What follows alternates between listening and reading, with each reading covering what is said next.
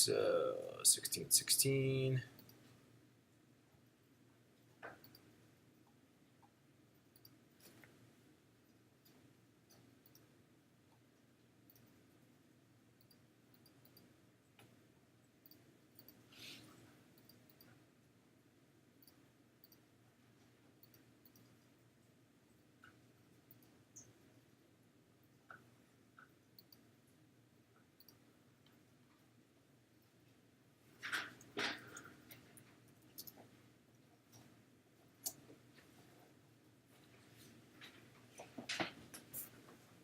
Is that one not working? Or the interface is missing? Oh, yeah. Sorry about that. So the sign-in sheet's coming around. Raise your hand when you're done, or just, say hello. I think a couple of you are still waiting for your systems to come through. But again, we're going to go to class 8. We're going to do 2 things today. We ran into an issue on Wednesday. I want to show you the workaround. We did part 1 of the workaround, but the cool workaround. The downside, I'll just say this, okay? So the interfaces that you had are locked into the cabinet. And the cabinet is locked on the back side, so only administrators, or not even administrators, only the IT guys that service the room can gain access to them. In a normal scenario, you as an engineer would have access to the front and back panel of your interface, whether it's in the room with you or it's in another room. By default, the easiest way to fix an interface issue is to typically just shut the interface off. Since this interface it has neither a power switch on the front side, so it doesn't have a power switch on the front side, and it doesn't have access for you to reach around to the power switch on the back side, you don't have access to toggling it on and off. Does that make sense? So there are a couple other things that can be done, although a couple of them become a bit problematic. One of the things you could do to reset a interface issue is to disconnect the interface and reconnect it.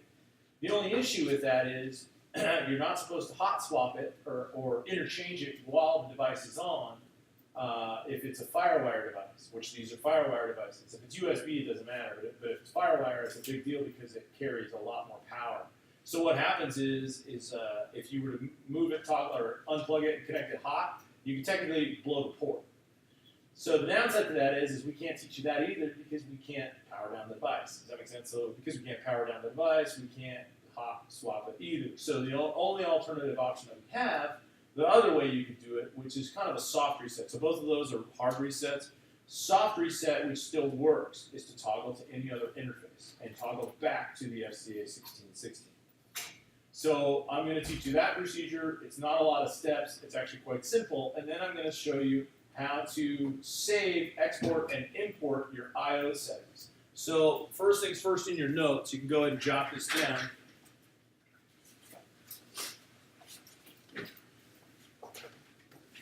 Resetting your interface. Resetting your interface.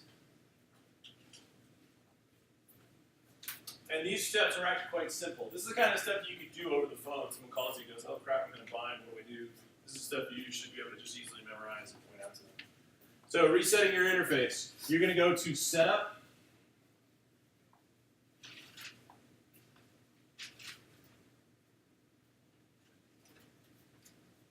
Resetting your interface. Okay, so resetting your interface. Step 1, you're going to go to Setup. Step 2, go to Playback Engine.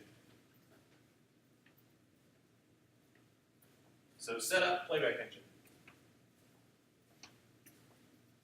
All right, if you're writing it as a file system menu, it literally is just Setup dash the little arrow, Playback Engine. Then you're going to select. This is step 3. Select any other playback engine, opposite of the one that you are having issues with. So like in the issue that we had last week, toggling out of the FCA 1616 to anything else. Step 4, hit OK.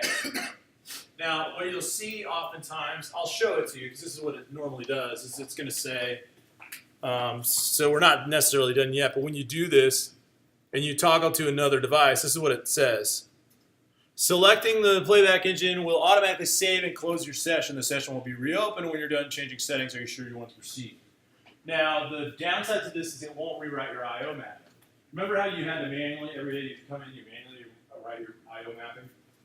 Well, if we were to switch from a device to a device, let's say I had an FCA16 and then I brought some other device in, like the M Audio 2626.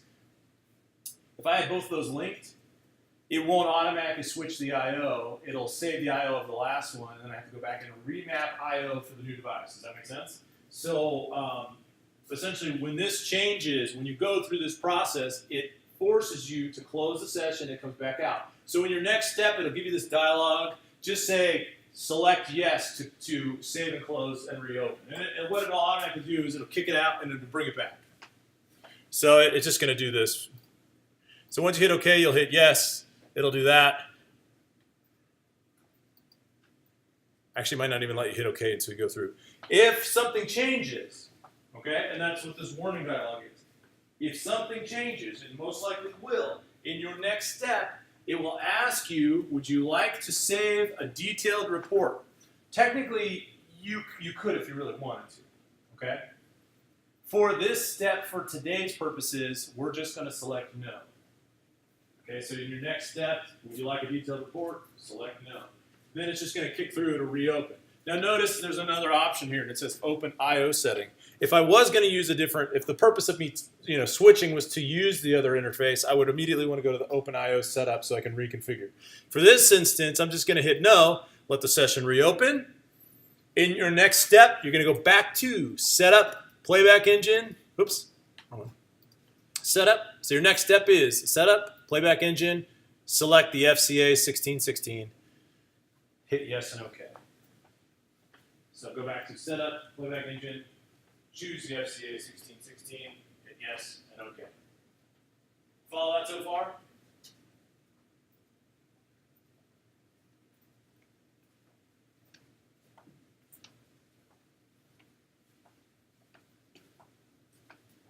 Now we're gonna jump to drills actually real quickly on this because I want to move to the next thing fairly quickly. Everybody get that?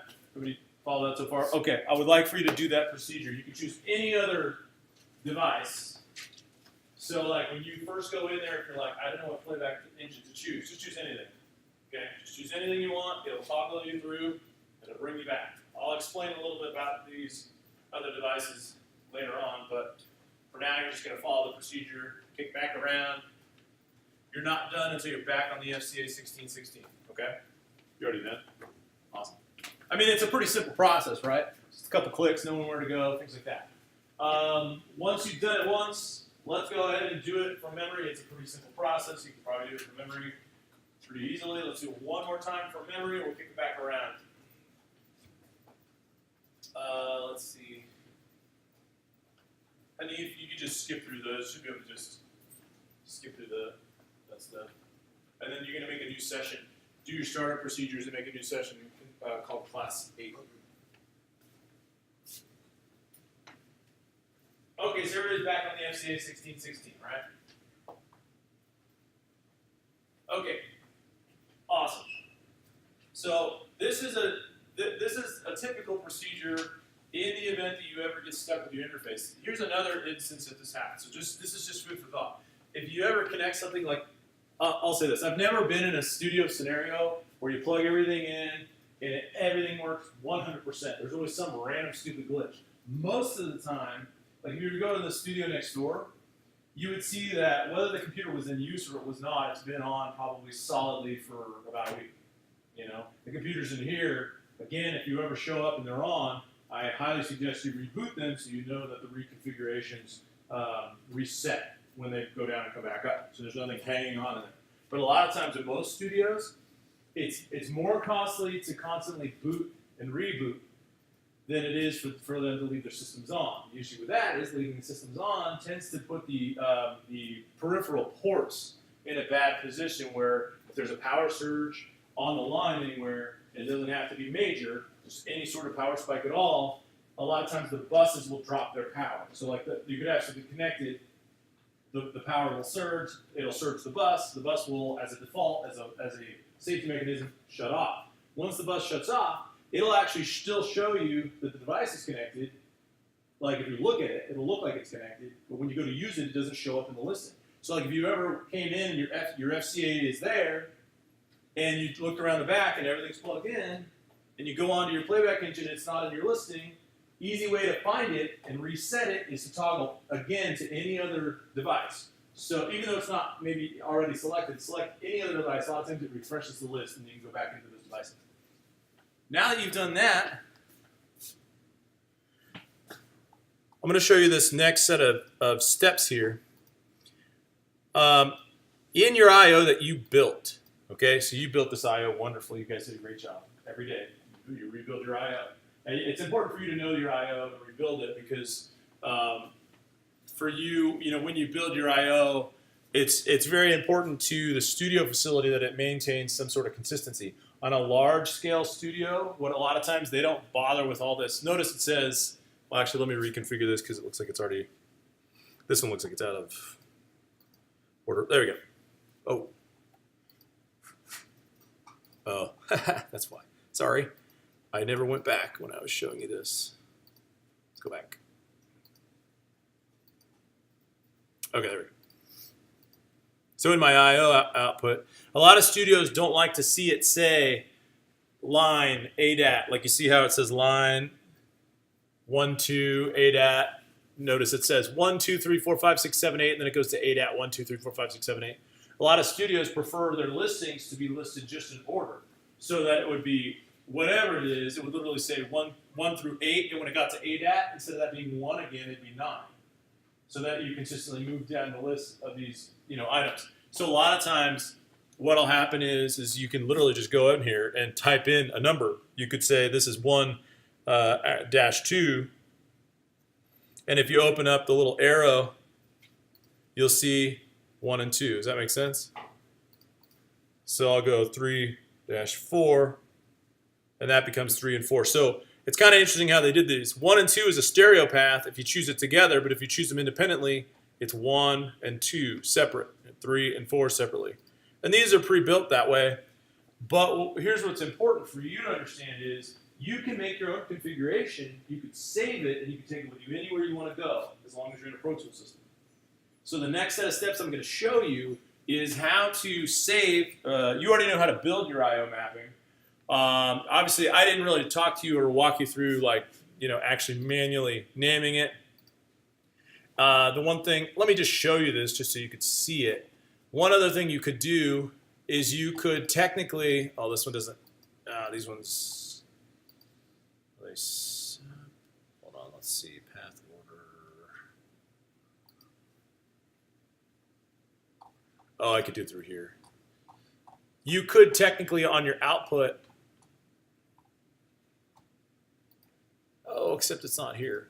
Okay, on the HD version, they changed the way that the setup is because you can get this on 9 and 10, but in the HD version,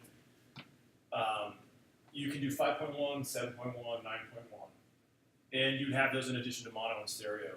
In this listing, you can either make mono or stereo tracks, and configure them and create them in this output window, and then when they show up in the bus, you rename them. This is where you would rename them, and they essentially would align. But here's one brilliant thing. Before I show you this step, let me just make mention of this. Notice it says name 1, 2, follow it all the way to the right.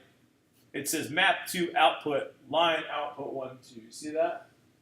The really cool part about this, and then I'll give you your steps. Sorry, I always forget to kind of mention this, but this is rad. The best part about this is they allow you to keep your I.O. mapping. Like let's say you have a home studio and you have a specific I.O. mapping. Good example. Anybody use Pro Tools? Got a couple of Pro Tools users? Anybody? No, not really? Okay.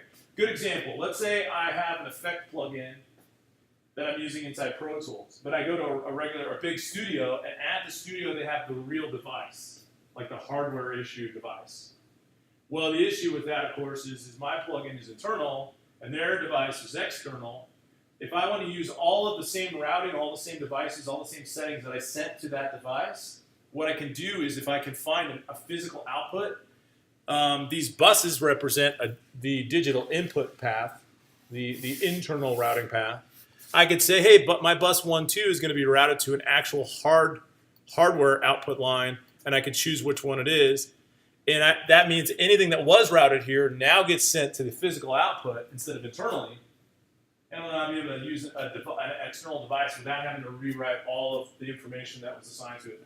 as we go along, you'll start to learn about automation. There's a ton of information that gets saved on these that makes it a huge pain if you like. If I'm in the studio situation, I'm like, oh, I have a great idea. Let's try changing out this reverb from an internal in-the-box plug-in reverb to a physical hardware one. A lot of times that becomes a huge laborsome task if you have to rewrite all the automation and all the settings that go to it. So anyway, that's why these map to outputs say what they say.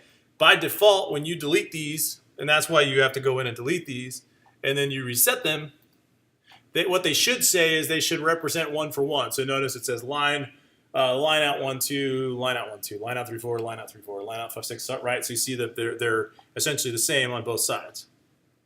What we're going to do in your steps is we are going to export your I/O settings, and we're going to import your I/O settings, re-import your I/O settings. So exporting, importing I/O settings. You just write that as your header, your heading. Exporting, importing I/O settings. This is a very important task for you guys, because the big thing about this is when you learn to remap your own devices and you set up your own I/O, you're absolutely in control of the configuration of the system, which means that you're firing at full bore with the interface's capability. Now, you do it right now by just saying delete all paths, default all paths, and by default it reads which device you have, it reads all the I/O information that's there, and it brings you this. But even though it may only take you like 20 seconds to do that, you could do the whole thing with one step from here on out, okay? Now, let me just ask you this. How many of you have memorized your startup procedure so far? I feel like you could just do it in your sleep now, right? You can just do it. And you should be doing this kind of procedure anytime you enter a particular setup. What I always do, like when I go to the studio next door, the first day I ever went in there and I wanted to work on a session, I did the step I'm about to show you to back up their I/O settings so that in the event that when I reconfigure it, it changes something, I can just go back to what they had when I walked in the door. Does that make sense? And then every studio I go to, I'll just do the same thing. So if I change configuration elements about the routing, or if I need to change configuration elements about the routing, I can always just bring back the last version of what they had when I came in. Does that make sense? So it makes it nice and easy.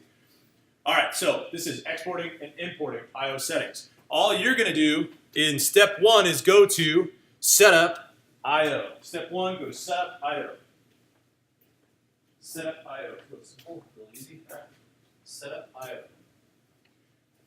Step 2, in any one of these tabs, and notice you see there's this menu system down at the bottom. You might see it here.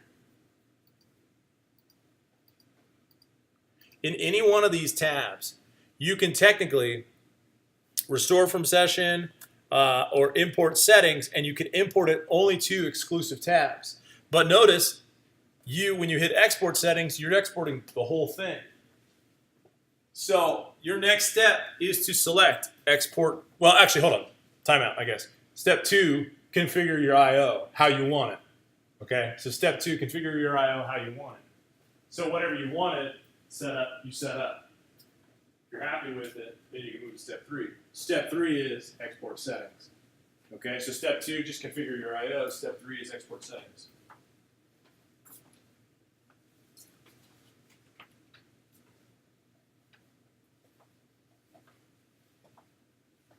Good? Yeah? Okay, so in step 3, you hit export settings. What's going to happen next is in step 4, you need to choose the location to save the I/O settings. So you're going to choose a location to save the I/O settings. Now, by default, step 4, you'll choose the location to save the I/O settings. By default, there's a folder that's hidden from your standard view in the I/O settings under Pro Tools. If you back out and you see the hierarchy here, I think it only shows it so far. Oh yeah, it only shows it up to Pro Tools. But this is actually in a hidden folder somewhere, or in the library. You can get to it, but you have to look for it. So you don't normally see this. See, if you look all the way over to the right, these are those I/O settings. These are the ones that are pre-configured here. So, and the lab PIO, when I came in for the first day on the lab, I just saved the lab I/O just in case, right? Nice and easy. in case any reconfigurations happen. So what happens here is you can take this file anywhere so long as you don't save it here. You save it here, you got to go search for it. Now, when you open up and try to import the setting from this device, it's going to, like on this home computer, it's going to find it. But if you want to copy that to a flash drive and take it with you to another studio, you got to go dig for that PIO. So the easiest thing to do is for you to navigate and save this in your folder. So in that, as part of that step, please add to it, save PIO to your folder. So you're actually going to save the PIO to your actual folder. Does that make sense? So you can pluck it out of thin air anytime you need it. You know where it's at. It's located on the data drive. It's under your folder name. Pretty simple, right? Now, what are you going to name it? There's a couple of things to consider. If it's just a standard, setup, you could name it by the channel count. You could name it by the interface name. You could name it by the particular configuration. If I was doing a surround sound configuration, I might want to call it surround sound. In this instance, it's just a basic stereo setup. It's on the FCA 1616. The first time I saved this for the lab, I just called it lab IO because that's where we are. I could have been, if I needed to be more specific, if I knew I was going to be taking this somewhere, and I had multiple labs, I might want to call it the UNLV lab, you know, something. In this instance, because the device is very specific, I would save this, when you save this, I would call it FCA 1616. So we're going to name it based upon the interface, because the interface configuration will not essentially change. I'm going to put mine in my sessions folder. Now what I want to show you here, FCA 1616, what I want to show you here is when I go back and open this, when I import it, and I bring it back in, what you're going to see is the extension that belongs to that file, which makes it very unique. So in your next step, after you hit save, go to import settings.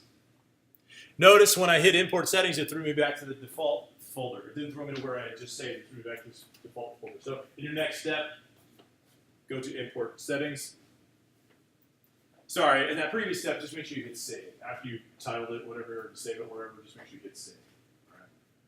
So in your next step, you're going to import settings. So select import settings. And actually, one thing to add, when you import settings, please select to apply to all tabs. You don't always have to do this if you wanted just one configuration to just one of the tabs.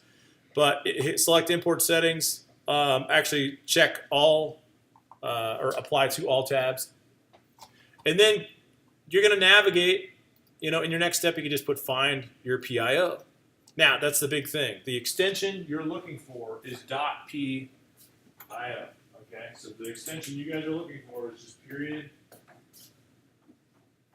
And what it stands for is Pro Tools IO. Okay, that's the extension. Just like the Wave extension, .wav, or Word doc.docx, you know, or PowerPoint QPT, it's .pio, okay, period PIO.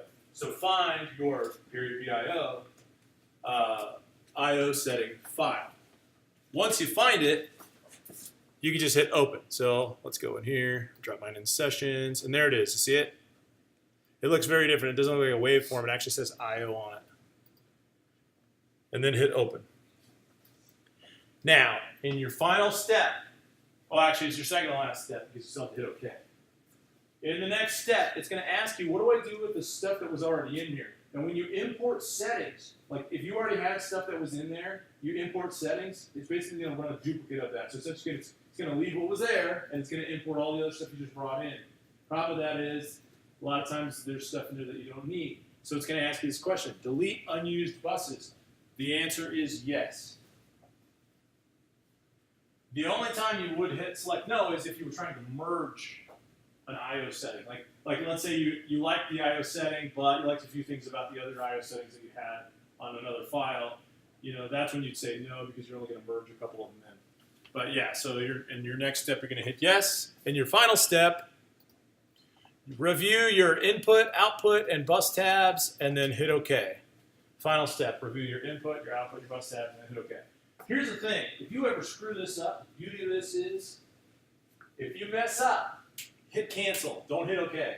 Notice it says cancel on the bottom. I have this happen all the time.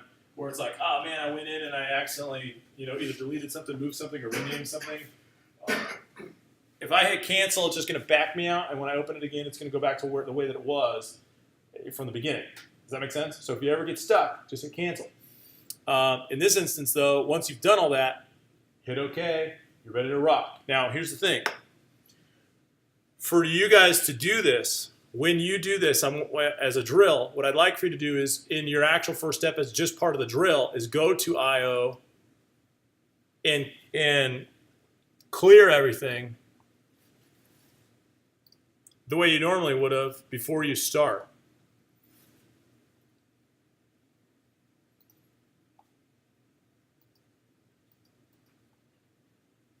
Now, the book, the original Pro Tools 101 book, like the old school Pro Tools 101 book, which is still in use today, it teaches a methodology for the I/O of having people rename the I/O. Just a little food for thought for you, based upon instrument name, things like that, which is a total waste of time and energy to do it in the I/O. Where would you name the instruments? Where would you normally name the instruments? Yeah, in the track, right? It's a waste to do it in the I/O. I don't know why the book showed people to do that, because what then happened is all my students, every time I had a class that we were using that book, I'd find sessions or their computer systems in the I/O, they'd name, their I/O whatever the heck they wanted it to, and it'd always be, slightly comical names or nicknames or whatever, but you're looking at it going, well, what channel is that? I don't know what channel guitar input is, right? So as a standard default, most studios just literally used numeric 1 through whatever, right? So I'm not really going through and saying, hey, you should do it this way with the naming. I suggest using just the digits because they're easy to track. When you're looking at your interface, you're going, oh, first channel farthest to the left is what? On your interface, first channel farthest to the left is what? Channel what? Should be channel what? 1, right?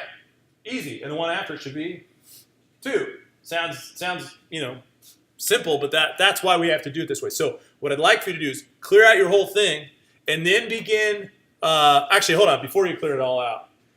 Clear it all out, you're going to use your default again. So you're going to go default, this is just your basic startup procedure, default, make sure it's all clean, and export it. Follow the steps for exporting. Before you move on to the import stage, like just because you export it, for you to import it doesn't really work, because if you import it, it's literally the same thing, so you're not going to see any difference. So just for the sake of doing this, after you export it and you save it, make sure it's saved. Go back, clear it all out, and then import it. Okay? Does that make sense? When I see you Wednesday, this is the awesome part. When I see you Wednesday, now you need to make sure this gets saved to your folder somewhere on the data drive. When I see you Wednesday, your new startup procedures no longer include you deleting the I/O. They now include you importing the settings. Does that make sense? So your new startup procedure literally just went like that. We cut that time in half or further. So let's go ahead and have you guys do these parts of the drills. And if you have any questions, let me know.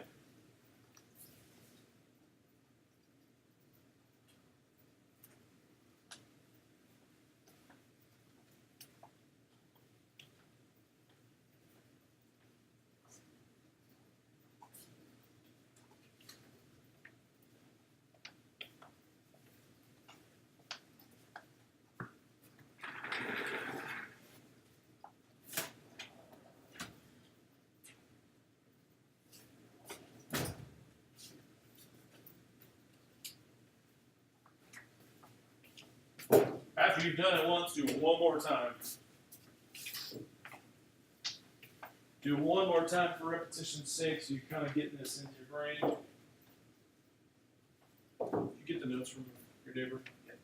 Okay, because we're going to do some of what we just did last Wednesday.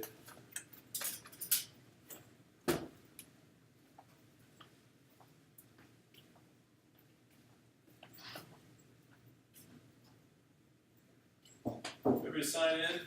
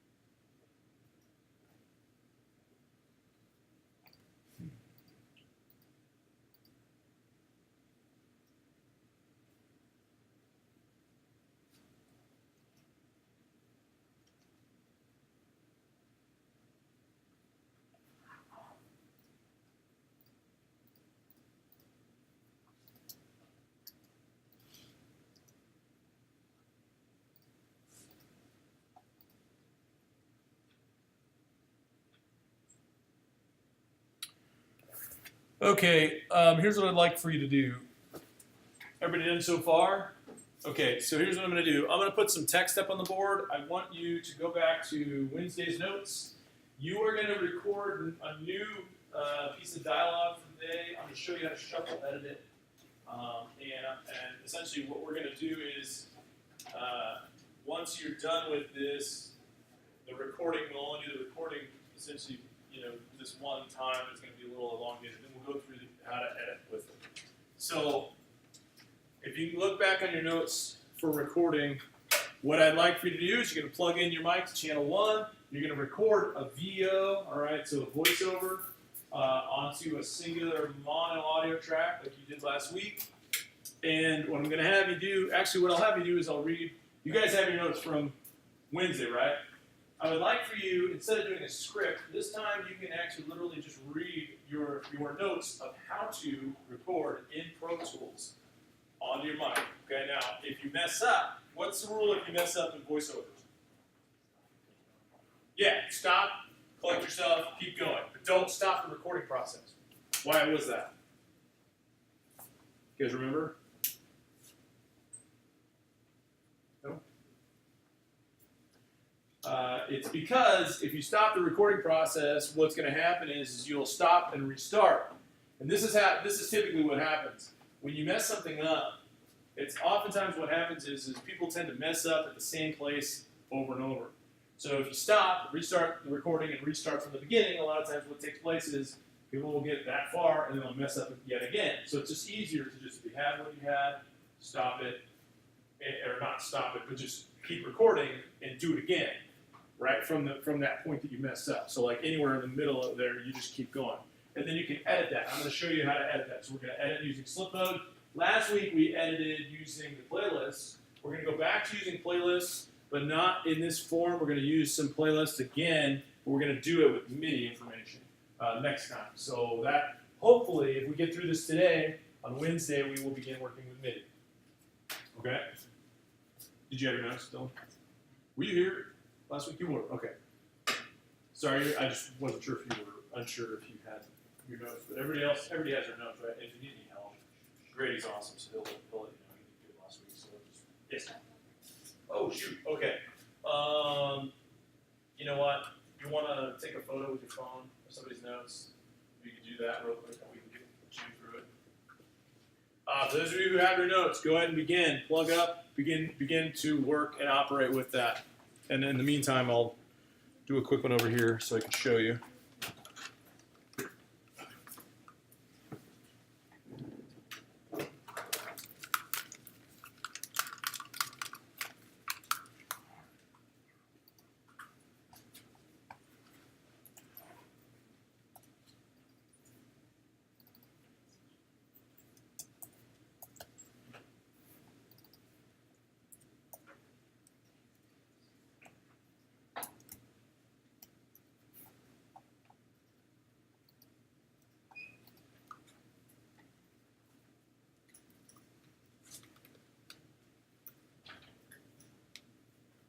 Check, check.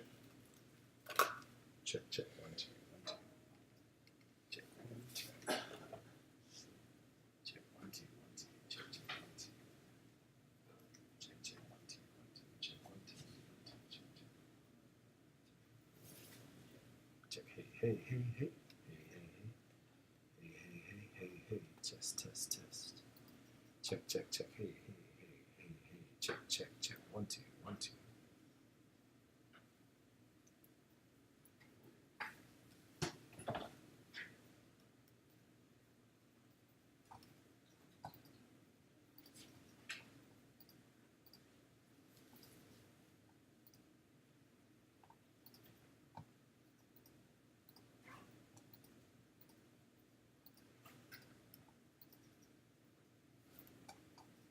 Check, check, 1, 2, 1, 2, check, test, 1, 2. Check, check, 1, 2, check, check, 1, 2. For the purpose of recording, when you guys are doing it, if you're not hearing anything back, make your mix knob at 50% instead of hard right. Also, don't forget if you had a mic with a switch on it, to switch it on. Some of you have mics with switches on it, so if it's not working, maybe check the switch. Check 1, 2, 1, 2.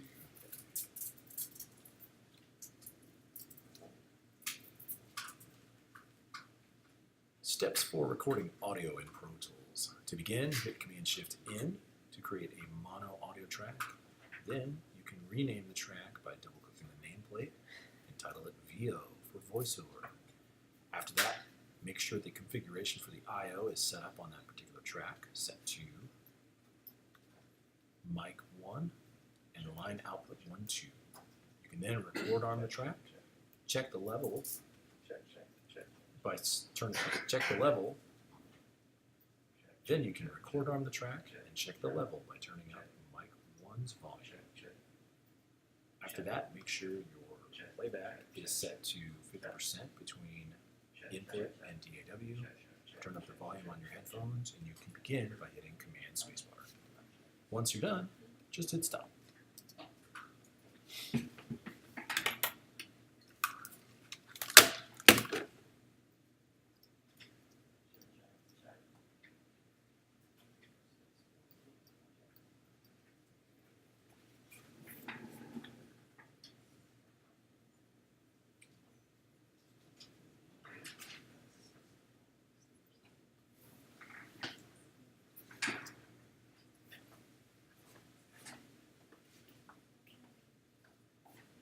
All right. Anybody not able to do anything?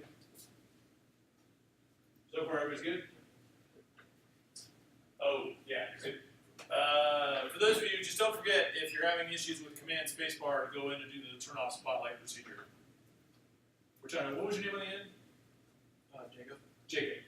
Was anybody sitting at that computer station on you were? Yes. So you already shut off spotlight on that computer? Okay, awesome. Jacob, if you saw, did you get the notes for shutting off spotlight as well? Did you see that in your notes? It's just going to be a procedure. You only have to do it once, but you don't have to do it today. I just want to make sure you have it. Honey, you okay, bud? Yeah, I'm good. Did you already do it? No, I was just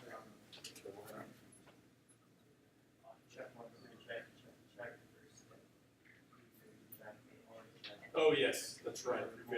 Yeah, you can see it's already selected down there.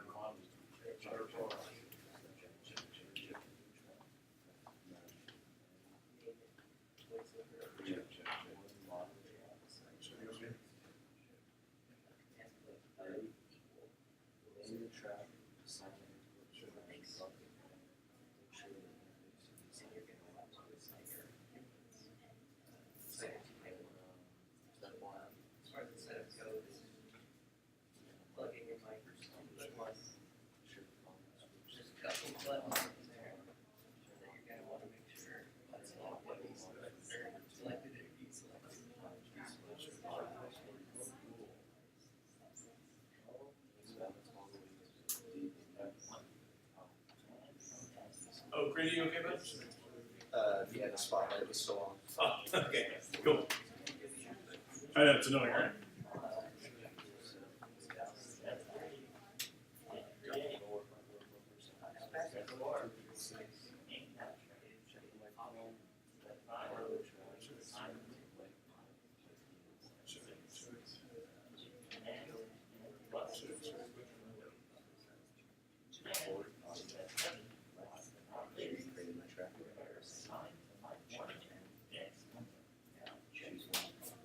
You're working on Spotlight? Dylan? Yeah. Sorry, bud.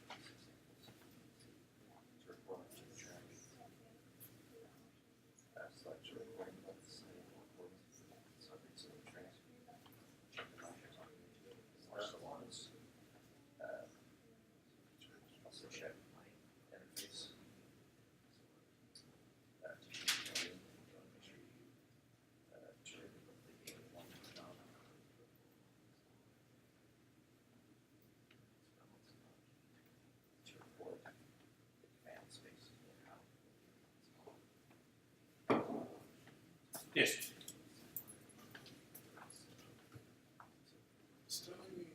What is it saying? Unable to create record file, record files from one or more tracks. Oh, hit OK for a sec. Where did you save the set? Yeah, on the data drive. You put it in your folder under your name. Yeah. Go to setup. Go to disk allocation. What does it say?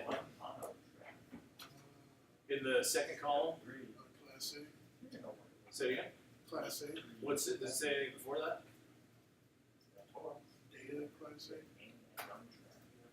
Oh, yeah, it should have an issue.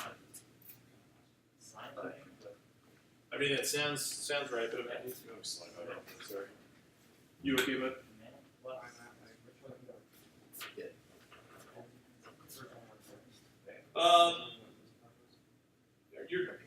Are you just starting? You're just starting. Okay, you're done. You guys are done. I'll give you like 2 more minutes. I'll bring you guys in a second. Something's wrong with this, but I don't understand why. Let's try something else. Let's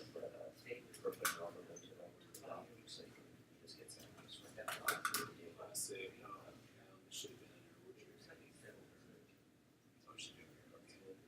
I'm just gonna say this real quick. Close it. Try to run it.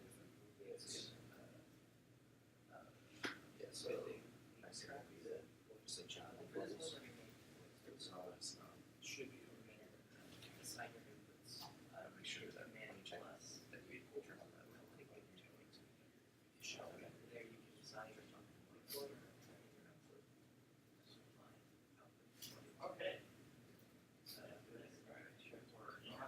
try hit command. Space bar. Did you shut off small? I did last time, but I was not back. Alright. Oh, so it's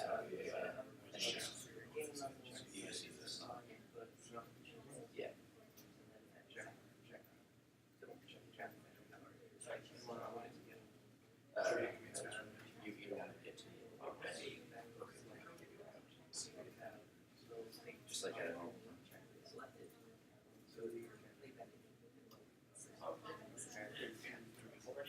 so you said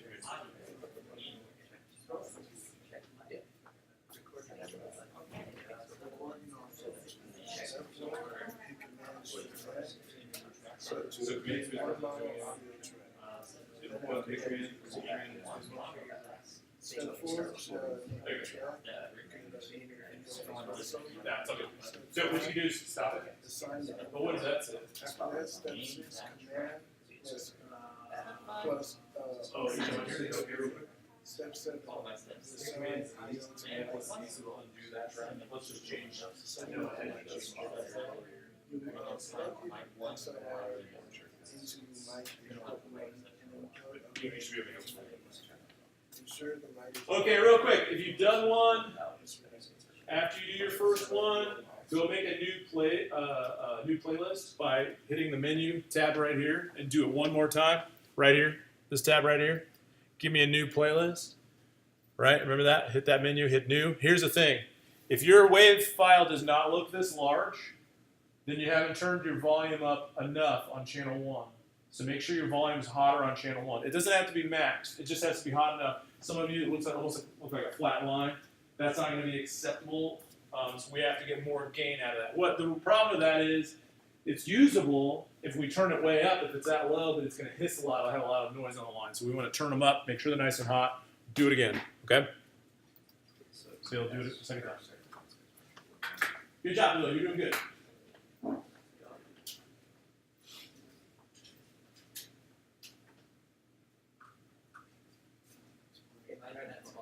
So, Turn your volume up on channel 1. Yeah. yeah, so I mean, all of it.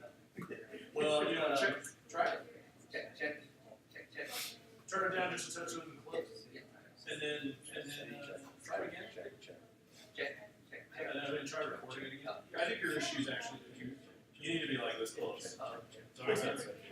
So actually check it one more time about that close. Alright, and then go and roll.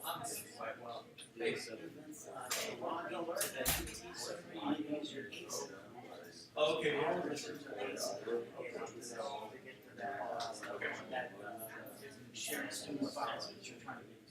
Yeah, because I emailed Robert, I was like, I don't know what you're saying. none of that stuff's super work, you know. Yeah. Of course, I'll have to check. I bring my computer. Are you trying to do it from your computer? Or No, from this from computer? this computer. Okay, I here. think yeah, I'll have to check my other computer. And see What my I'll ACE account. do right now is I'll log in, with mine, just to show you how it works. If you go to browse and you go to MTL server right here, and then you have to go connect ads, and now you put in your ACE account. Yeah, see, that's what I think. I think mine was supposed to be J Casas 1, but it didn't. This is mine here. Check your microphone. Check And of course, you don't want to remember it in the keychain, Sure. but that'll get you there. Okay. And here's your student. Oh, awesome. There it is right now. Okay. So just make sure you log out of that when Yes, you're done. I will. Okay. Yeah, I'll But that's what it'll just, if you're not sure your ACE account is, actually it's not Rob that can help you with that. You have to go to they have like a help desk for that. Oh, cool. So, because they might have to reset your password if you don't know. yeah. It's saved on my computer. I built it once and I never. Yeah, I know. It's like I keychain. tell you know what? I've been using it for years, which I would be destroy that because I have a program on password. No. Yeah. Put it on your phone. It's cross-platform. It stores anything you do on any computer in one, and then you have. I would be lost without it. There's like 260 something stored things in here, and on your phone you just use your fingerprint to get to it. Do you have an iPhone? Yeah. You just do fingerprint, and then you can remember all these. Because alone at UNLV, I think I have 18 passwords. Yeah. So, Yeah, I'll go look at that. Thank you. Thank you for clarifying that. Thank you, no Gil. problem. Yeah. Awesome. Awesome. How many of you completed 2 passes? Completed 2 passes? Couple, but Hanif, you finished 1 at least, right? You guys read it? Okay. Did you get a second one yet? Okay. If you got, just jam and do a second one real quick, so I can show you this. It won't take you long. Maybe just read half of what you just did, just to make it shorter. So have a second, because I'm gonna want to show you this real fast as a group.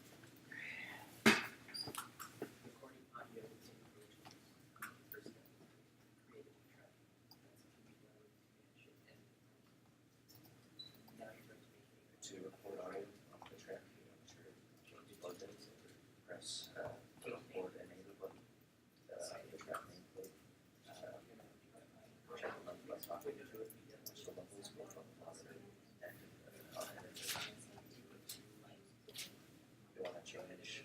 to one notch, so the channel 1 as needed, make sure their options, bigger, start recording audio. Step 2, create one monologue. After that, step 3, step 4, you should name the track. Step 5 is which will open music. Step 7, assign audio to mic. After that, set up the mic. Plug the XLR, which is mic input 1. After that, plug over the mic and ensure mic is off into a separate. Select roll off. Step 8, set mix balance all the way right to 8. After that, step 9, go to options. Step 10, set a playback inch set to 256 seconds.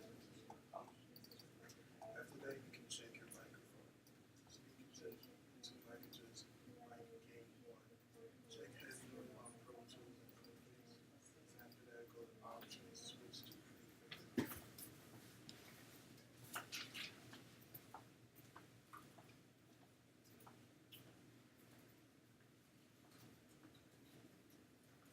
Okay, we'll go ahead and move on. Okay, so a couple things. If you're having trouble, now I'll be honest. What I see here with the interface, it is a couple things. It's 1 with the interface, and it's 2 with the mic. With a better mic, you're going to get better gain overall without the inconsistency. You can see the interface too is clipping and like clips kind of early before the Pro Tools system does. That's a little bit of an interface issue, but you know, when you get a higher end interface, you get a higher end microphone, a lot of that stuff resolves itself. The other thing is, of course, when you're talking into the mic, of course, obviously you have to project, you have to be close enough to do it. You know, it kind of helps. Normally, when you're in the studio, you're by yourself, so you're not amongst all these people. It makes it easier to do that. But what I would like for us to do, we're going to use shuffle mode real quickly, very quickly actually. We're going to use shuffle mode to edit your segment so that any errors, any points you had to redo are out of the way, and we consolidate it as tightly as we can. What we want to do is we want to, you know, minimize it to a certain degree. Now, what we're going to do is remember that before, what I had to do is I had you make new playlists in the past, you know, and you did your, you know, an additional track. So of course you recorded a little bit. You had your second playlist, of course. Hopefully your levels are nice and hot, and there's your second playlist. Away we go. After you had done your second playlist, what I'd like for you to do right now, as I'm with you, is change your track view selection to playlist. Okay, so change your track view selection to playlist so you can see your playlist. So you're going to change your track view selection to playlist so you can see them. Once you've done that, what I'd like for you to do is I would like for you to make a new playlist the way we did last time and call it VO Comp. Pretty simple, right? C-O-M-P, done.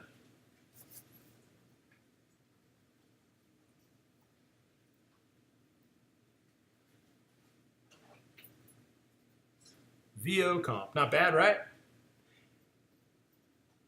After this, what I'm going to have you do is I'm going to have you comp this particular track. Now, you did 2 playlists. What I'd like for you to do is just choose, instead of, like the way we do it in the studio a lot of times is we don't necessarily piece it all together. We use the most solid playlist first. Does that make sense? So an easy way to do this is go ahead and highlight, choose the best playlist, double click it. So you're going to do this live with me instead of necessarily as a drill. Double click it and hit this up button. You're going to kick it right up. So essentially you're just copying your favorite playlist, your better playlist, up into the comp so that you have something to start with. Now we're not going to be comping between the playlists because they're not necessarily identical. What we are going to do is we're going to comp from the singular best playlist. So what I'm going to have you do is this. Let's make sure everybody got it. Yeah, so you double click the file and hit the up button on the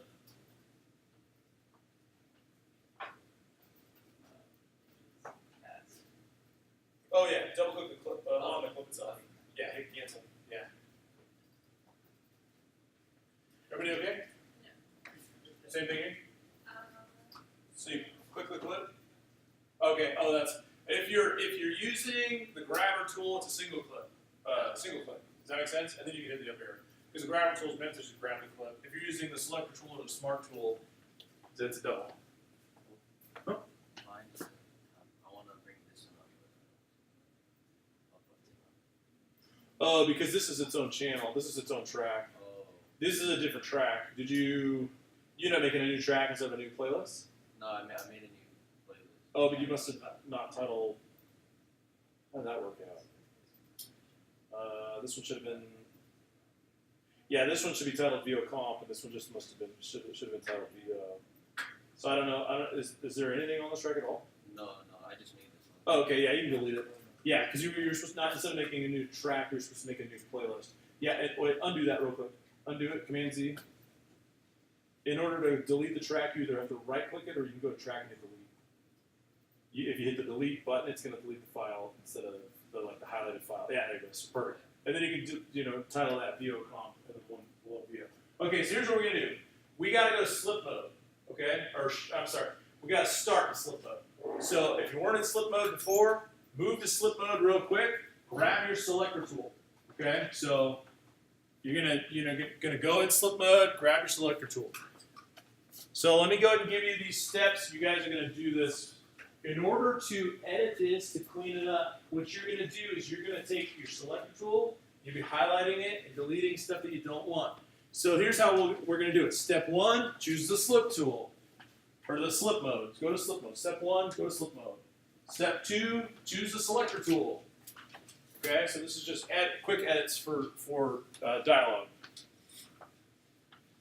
So step 1, go to slip mode. Step 2, choose the selector tool.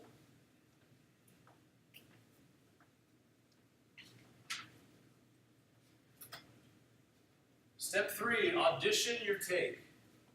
Just play it. Step 3, audition your take. Okay, so in step 3, audition your take. So step 1, go to slip mode. Step 2, choose your selector tool. Step 3, audition your take. Step 4, delete and remove any mistakes and any gaps. So any mistakes, any gaps, you're going to delete and remove. How are we going to delete and remove them? You're going to use the selector tool, select the mistake, or select the gap. All right, select the mistake, select the gap. In your next step, go to shuffle mode.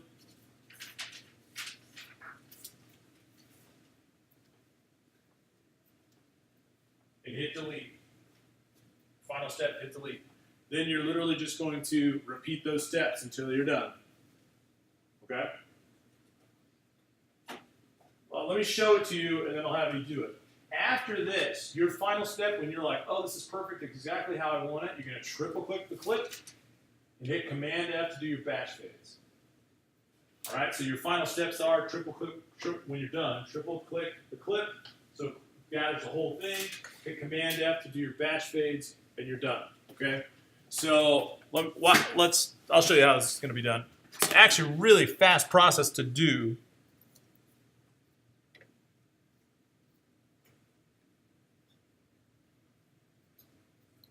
Oh, hold on. Okay.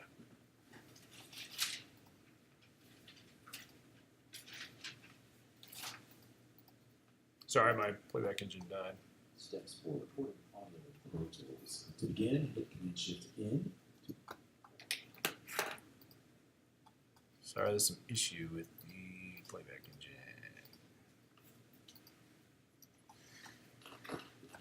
Oh. Come on, buddy, hang with me.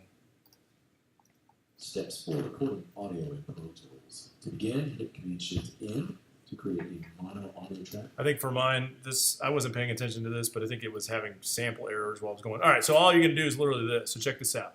And you might want to zoom in or zoom out accordingly. Steps for recording. All right, obviously there's a gap right here, okay? I'm going to highlight it, hit shuffle, hit delete on the keyboard. Go back to slip. In to create a mono audio. Shift in to create a mono. Notice the gap here. Shift in. Sorry about the digital. I mean, you know what? Maybe just,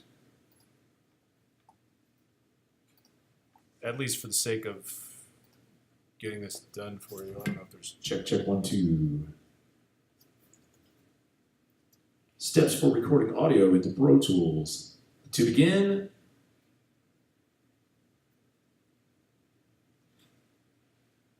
connect your mic to your interface.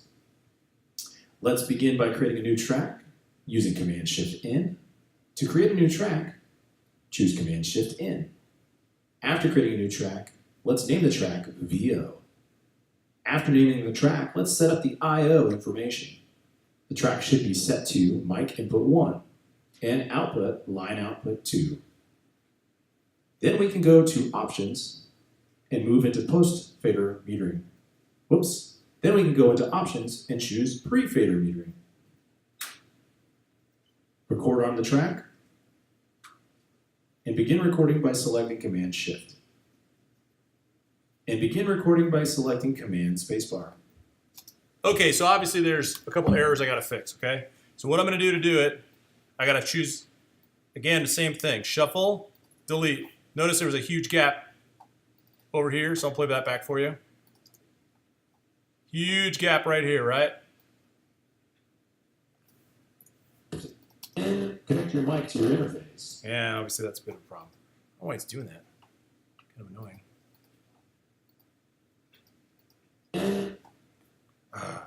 Sorry, let me reboot. Oh, it's annoying. Give me 1 sec. This might take a moment. You guys can go ahead and begin to proceed. with your steps because we're running out of time. But when I get back up, I'll show you a couple things on here. But literally, you're just going to eliminate the track that takes parts of the take you don't want. Get rid of any of the gaps. Tighten it up so it's nice and clean. When you're done, you're going to triple click and hit Command F.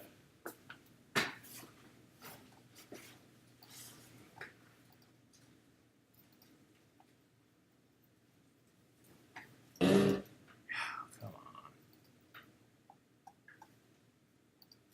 on. Just second click.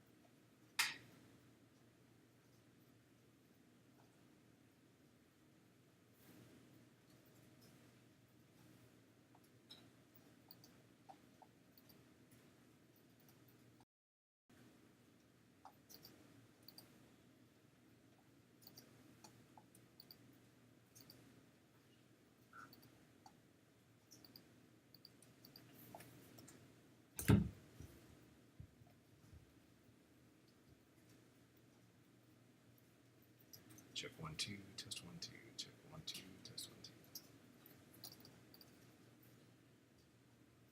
Step.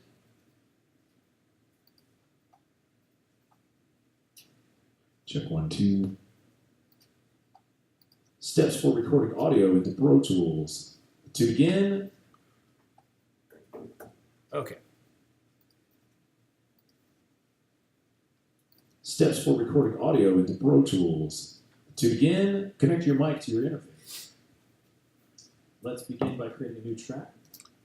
Okay, so basically what we're going to do, just kind of jump it back. You should be eliminating these gaps. You're just highlighting them, making them nice and... Let's begin by creating a new track using Command Shift N. Notice I just did Let's begin by creating a new track pause. using Command Shift N. I'm going to heal To that. create a new track, create a new track using Command Shift N. To create a new track, and Shift N. To create a new track, choose Command Shift N. After creating a new track, let's name the track VO. After naming the track, let's set up the I/O information. The track should be set to mic input 1 and output line output 2. Then we can go to ops. The track should be set to mic input 1 and output line output 2. Then we can go to options and move into post repeater. Whoops. Then we can go into options and choose pre-fader reader. Then we can go into options and choose pre-fader reader. Record on the track. And begin recording by selecting Command spacebar. Okay. Pre-fader reader. Record on the track and begin recording by selecting Command spacebar. So when it's all tidied up, it should look nice and like kind of how you see on screen for mine. You're going to triple click, hit Command F, batch fade. It should get your crossfade, pops out. Steps for recording audio into Pro Tools. To begin, connect your mic to your interface. Let's begin by creating a new track using Command Shift N. After creating a new track, let's name the track VO. After naming the track, let's set up the I/O information. The track should be set to mic input 1 and output line output 2. Then we can go into options and choose pre-fader reader. Record on the track and begin recording by selecting Command spacebar. Oh, what does it say?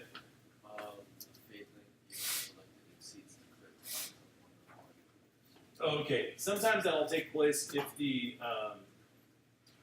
hit stop or skip, or it's because you're way out here. Triple click it instead of dragging, instead of going out there. So it usually happens when you're beyond the region's length, or the original clip's length, so you shouldn't have an issue. The only time, I'm trying to think if there's, I don't know which one it would be. Zoom into your file real quick. You can skip it for now. Because you shouldn't have a crossfade issue unless you didn't adjust the fade time, did you, in the dialog box? Actually, hit Command F.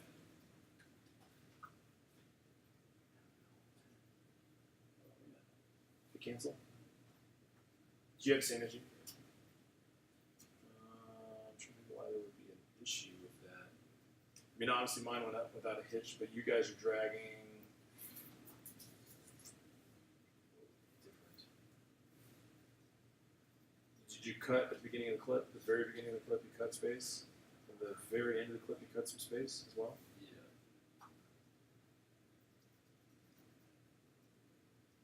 Wait, zoom into it real quick.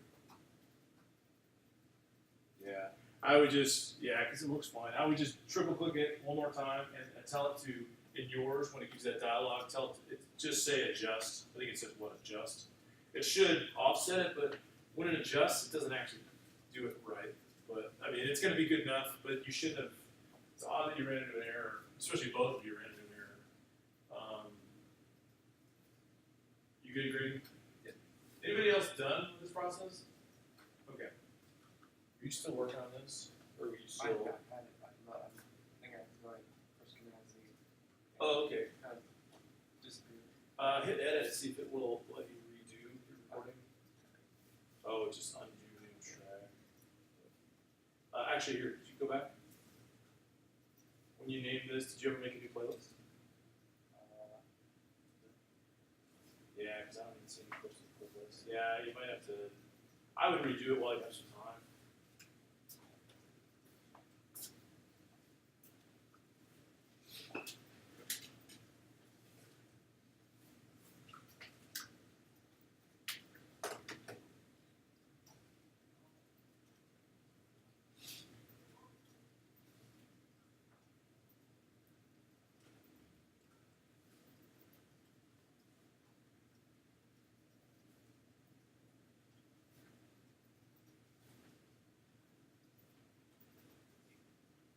Does anybody need assistance?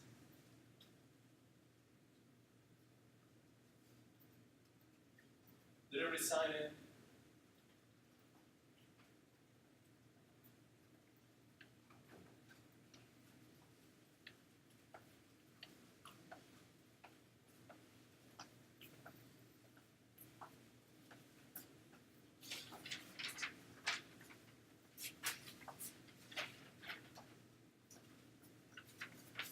Okay, questions?